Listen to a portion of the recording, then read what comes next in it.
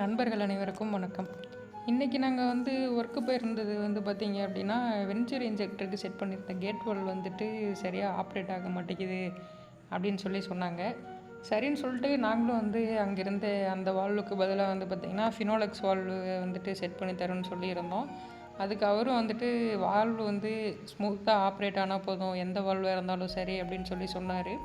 அதுக்கப்புறம் பார்த்திங்கன்னா நாங்கள் அந்த வென்ச்சர் இன்ஜெக்டர் செட் இருக்குது பார்த்திங்களா, அதை மட்டும் கட் பண்ணி எடுத்தாச்சு. கட் பண்ணி எடுத்ததுக்கப்புறம் பார்த்திங்கன்னா அந்த டீயில் இருக்க பைப் நம்ம தம்பி கட் பண்ணிட்டுருக்கான். அதுக்கப்புறம் பார்த்திங்கன்னா அந்த வென்ச்சர் இன்ஜெக்டரை ரிமூவ் பண்ணாமையே அதில் டீ போட்டு வச்சிடலாம் அப்படின்ற பிளானு.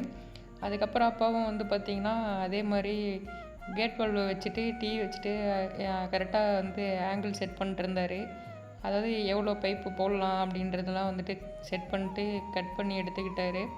கட் பண்ணி எடுத்துகிட்டு பார்த்தீங்க அப்படின்னா அந்த வால்வு எப்படி வேணாலும் அட்ஜஸ்ட் பண்ணிக்கலாம். அதாவது சென்டரில் யூனியன் டைப் இருக்கனால நீங்கள் டீ எப்படி வேணாலும் ஒட்டிக்கலாம். வென்ச்சர் இன்ஜெக்டரை பேஸ்ட் பண்ணும்போது டீ ஆட்டோமேட்டிக்காக அதே நேராக வந்துடும். இப்போ பார்த்தீங்கன்னா உங்களுக்கே தெரியும். அப்பா ஒரு சைடு ஃபஸ்ட்டு டீ ஃபிக்ஸ் பண்ணுவார். அதே மாதிரி பார்த்தீங்கன்னா வால்வோட அனதர் சைட்லேயும் டீ ஃபிக்ஸ் பண்ணுவார். அதாவது பார்த்திங்கன்னா வால்வோட அவுட்லெட்டில் டீ நேராக இருக்க மாதிரி பார்த்து ஃபிக்ஸ் பண்ணிக்கோங்க. ஏன்னா அப்போ தான் ஹேண்டில் நேராக இருக்கும்.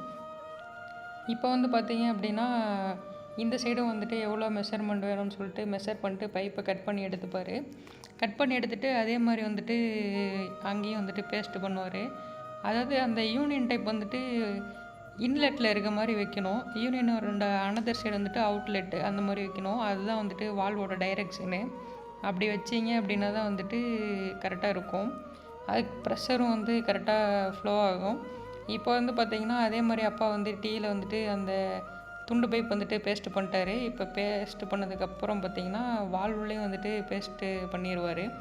நீங்கள் இந்த டீ நேராக இருக்கணும் அப்படிங்கிறத பார்க்க தேவையில்ல. அது எப்படி இருந்தாலுமே இப்போ வென்ச்சர் இன்ஜெக்டர் செட் பண்ணும்போது பார்த்திங்கன்னா டீ ஆட்டோமேட்டிக்காக அதே நேராக வந்துடும். இப்போ இதில் பார்த்திங்கன்னா டபுள் சைடும் பேஸ்ட் போட்டுக்குவாங்க டீயில். அதே மாதிரி அந்த பிவிசி பைப்லேயும் பேஸ்ட்டு டபுள் சைடும் அப்ளை பண்ணிடுவாங்க. அப்ளை பண்ணிட்டு ஒரே டைமில் ரெண்டு டீலையும் அந்த வென்ச்சர் இன்ஜெக்டர் ஃபிக்ஸ் பண்ணிடுவாங்க. இதெல்லாமே பார்த்திங்கன்னா தம்பி நான் கற்றுக்கிறேன் அப்படின்னு சொன்னனால அவனுக்கு அப்பா ட்ரைனிங் கொடுத்தாரு. அவனுக்கு மெஷர்மெண்ட்லாம் எப்படி எடுக்கணும்லாம் சொல்லி கொடுத்தாரு. அதே மாதிரி பார்த்திங்கன்னா திரும்ப மெயினில் ஜாயின் பண்ணுறதுக்கும் பார்த்திங்கன்னா அவன் செட் பண்ணி பார்க்குறான். செட் பண்ணி பார்த்துட்டு அதில் இருந்து அந்த பழைய பைப்பில் கரெக்டாக டீ டைட்டாக இருக்கா இல்லை ரொம்ப லூஸாக இருக்கா அப்படின்றத செக் பண்ணி பார்த்தாங்க. பார்த்துட்டு அதில் டீயில் பைப் கரெக்டாக ஃபிட் ஆச்சு. அதனால் அதையும் பேஸ்ட் பண்ணிட்டாங்க. இப்போ பார்த்திங்கன்னா இந்த டீக்கும் நாங்கள் இந்தாண்ட இருந்த லைனில் கட் பண்ணோம் பார்த்திங்களா, அந்த ரெண்டு லைனையும் ஜாயின் பண்ணணும். இப்போ பார்த்திங்கன்னா ஃபில்ட்ரு வெர்டிக்கலாக வச்சுருக்காங்க.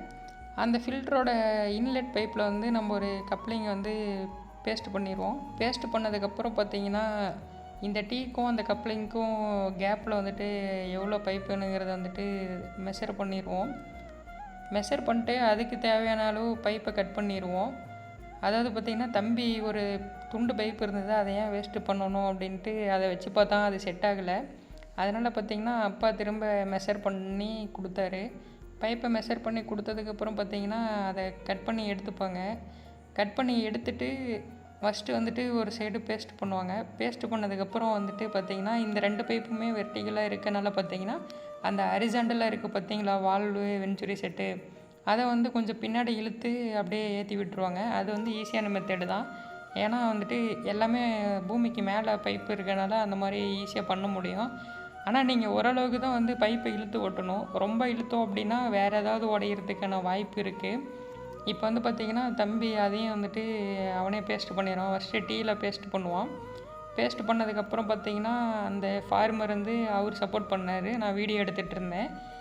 இதே மாதிரி நீங்களும் உங்கள் தோட்டத்தில் வென்ச்சர் இன்ஜெக்டர் வைக்கணும் அப்படின்னா இதே மெத்தடை ஃபாலோ பண்ணிங்க அப்படின்னா நீங்களும் செட் பண்ணிக்கலாம்.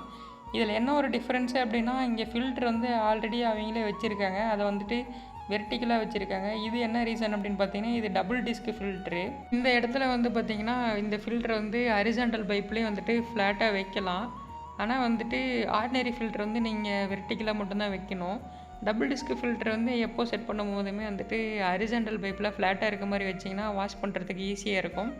அதுக்கப்புறம் வந்துட்டு ஃபார்மருக்கு இந்த வால்வ் வந்து எப்படி ஓப்பன் க்ளோஸ் பண்ணுறதுன்னு தெரியாது. அதனால் வந்து எப்படி பண்ணனா வந்துட்டு வென்ச்சூர் இன்ஜெக்டர் ஒர்க் ஆகுங்கிறத அப்பா வந்து டீட்டெயிலாக எக்ஸ்பிளைன் பண்ணார்.